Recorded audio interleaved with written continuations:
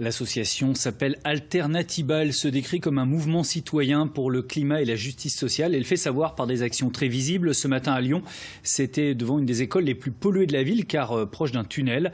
À l'heure de l'école, les enfants ont vu arriver des personnages en combinaison blanche. Bérangère Bourgeot, Daniel Pajonc. Les élèves suffoquent. Les masques de protection sont nécessaires. L'image est forte, mais symbolique. À 8 h ce matin, une vingtaine de militants écologistes a mené une action de sensibilisation. À l'approche des élections municipales, les associations veulent mettre la pression sur les candidats et la pollution urbaine au cœur des débats. Pour nous, maintenant, c'est un sujet majeur, l'urgence climatique. On l'a montré notamment avec les mobilisations de masse depuis plus d'1 an. Maintenant, c'est aux candidats d'être à la hauteur pour un peu ce qu'on appelle, nous, le dernier mandat pour le climat, puisqu'ils vont avoir 6 ans pour développer une politique climatique et entrer enfin dans le respect des accords de Paris et d'avoir une trajectoire à 1,5 degré. Le lieu de rendez-vous n'est pas choisi au hasard. Proche de l'entrée du tunnel La Croix-Rousse, utilisé chaque jour par 40 000 véhicules, l'école Michel Servet est un point noir de la métropole.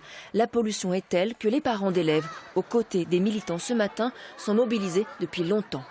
Moi, ça va faire 5 ans que je suis parent d'élèves dans cette école, 5 ans que j'entends parler de pollution, 5 ans que, alors bon, ça fait plus que 5 ans que les parents se mobilisent et il y a toujours autant de pollution, toujours aucune action sur le tunnel. Alors, il y a déjà une cour qui est fermée dans l'école à cause de la pollution et que des mesures soient prises pour restreindre la circulation et pour améliorer la qualité de l'air pour nos enfants.